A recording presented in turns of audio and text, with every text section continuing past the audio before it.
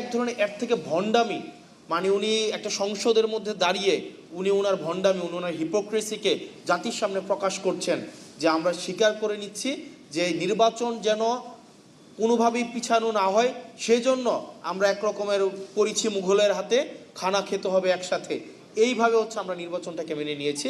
ওই দিন জনাব সালাউদ্দিন সাহেব বললেন, উনি মানে স্বীকার করলেন, এটা গভর্নমেন্টের একটা দীনতা, উনি স্বীকার করলেন যে আমরা আসলে যে এক রকমের এটা ওনাদের হচ্ছে সংস্কার নির্বাচন হওয়ার জন্য ওনারা তখন যা বলেছে সেটা মেনে নিয়েছে, মানে যা বলেছে সেটা মেনে নিয়েছে, শুধুমাত্র নির্বাচনটা যেন হয়ে যায়। এবং এটা এক ধরনের এর থেকে ভণ্ডামি, মানে উনি একটা সংসদের মধ্যে দাঁড়িয়ে উনি ওনার ভণ্ডামি, উনি ওনার হিপোক্রেসিকে জাতির সামনে প্রকাশ করছেন যে আমরা স্বীকার করে নিচ্ছি যে নির্বাচন যেন কোনোভাবেই পিছানো না হয়, সেজন্য আমরা এক রকমের করেছি মুঘলের হাতে, খানা খেতে হবে একসাথে, এইভাবে হচ্ছে আমরা নির্বাচনটাকে মেনে নিয়েছি।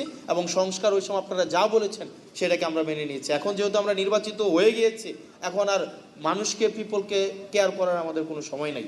তো সেজন্য আমার কাছে মনে হচ্ছে যে গভর্নমেন্ট যেইভাবে যাচ্ছে এটা খুব সুখকর এবং দীর্ঘমেয়াদী কোনো ইতিবাচক প্রভাব রাখবে বলে আমার মনে হয় না। এবং আমাদের প্রত্যেকটা সিটিজেন বিট্রেড ফিল করছে, চিটেড ফিল করছে, এবং প্রতিষ্ঠানগুলো বিট্রেড ফিল করছে। কারণ আপনি বলেছেন, এবং পুলিশ সংস্কার কমিশন, পুলিশের সুরক্ষার জন্য পুলিশ সংস্কার কমিশন দরকার ছিল।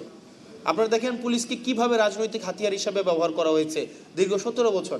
ভাই, পুলিশই তো মানুষ, সে মানুষ না, তার তো নিজস্ব হচ্ছে প্রোটেকশনের দরকার আছে। কিন্তু আপনি দেখেন আবার পুলিশের পোস্টিং, আবার হচ্ছে পুলিশের প্রমোশন, আবার পুলিশের পদায়ন, সবগুলাকে হচ্ছে আপনার মন্ত্রীর ইচ্ছার মধ্যে আপনি রেখে দিলেন। আবার আপনি দেখেন আপনার বিচার বিভাগের আপনার হচ্ছে সংস্কারটা হয় নাই। এখানে সেক্রেটারি, ওই দিন আইনমন্ত্রী সংসদে দাঁড়াইয়া উনি অনেকগুলা সত্য উনি চেপে গিয়েছেন, এবং উনি অনেকগুলা অসত্যের অবতারণা করেছেন কাব্যিকভাবে, এবং খুবই মানে এত মানে এইভাবে লাই বলতে পারে, এটা আমার কাছে খুব অবাক হয়েছে। উনি বলেছেন পোস্টিং, প্রমোশন, পদোন্নতির এটার কোনো এখতিয়ার নাকি আইনমন্ত্রীর নাই। খাতা কলমে অবশ্যই নাই, কিন্তু প্র্যাকটিসে আইনমন্ত্রী যেটা বলে সেটাই হয়। এখন আপনি একটা বিচারক, ফেয়ারলেস কোনো একটা বিচার কার্য পরিচালনা করবে, বাংলাদেশে তো এই পরিস্থিতি নাই। আপনি তার সেক্রেটারিয়েটটা আপনি তাকে দখল করে রাখলেন। আমাদের ব্যুরোক্রেসিকে আপনি হচ্ছেন স্ট্রাকচারাল রিফরমেশন আনলেন না, এবং এটা না আনার কারণে যেটা হয়েছে, পুরা জাতির প্রত্যেকটা ভোটার, ইভেন বিএনপিকে যারা ভোট দিয়েছে তারাও প্রতারিত হয়েছে, তারাও নিজেরা চিটেড ফিল করছে।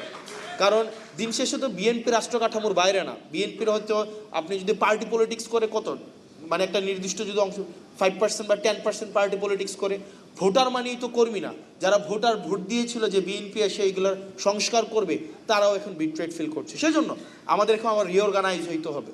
আমাদের এখানে যারা আছে আমাদের রিঅর্গানাইজ হইতে হবে।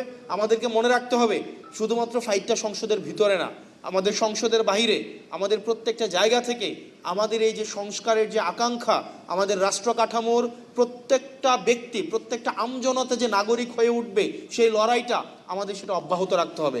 সেটা সংসদের ভিতরে এবং সংসদের বাইরে একইভাবে অব্যাহত রাখতে হবে। আবার যেন এমন কোনো সিস্টেম বিদ্যমান না থাকে যেই সিস্টেমের মধ্য দিয়ে আবার নতুন করে শেখ হাসিনা উৎপাদন না হয়।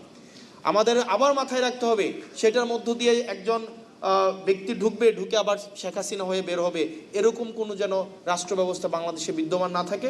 সেজন্য আমাদের লড়াইটা অব্যাহত রাখতে হবে। আপনারা ভালো থাকবেন, আপনারা সুস্থ থাকবেন, আপনাদের সাথে দেখা হবে। এবং আমরা যেহেতু 5ই আগস্ট, জুলাইয়ের মধ্য দিয়ে আমরা এই প্রজন্ম গিয়েছি, আমরা সংস্কার অবশ্যই আনবো। আজকে না হোক আগামীকাল না হোক পরশু, এটা অবশ্যই, এটা জাতি, এটা হচ্ছে আমাদের নিয়তি, এবং এটা হচ্ছে আমাদের চূড়ান্ত, আমাদের বাংলাদেশের প্রয়োজন, বাংলাদেশের চূড়ান্ত নিয়তি হচ্ছে এই সংস্কার। আপনারা ভালো থাকবেন। আসসালামু আলাইকুম।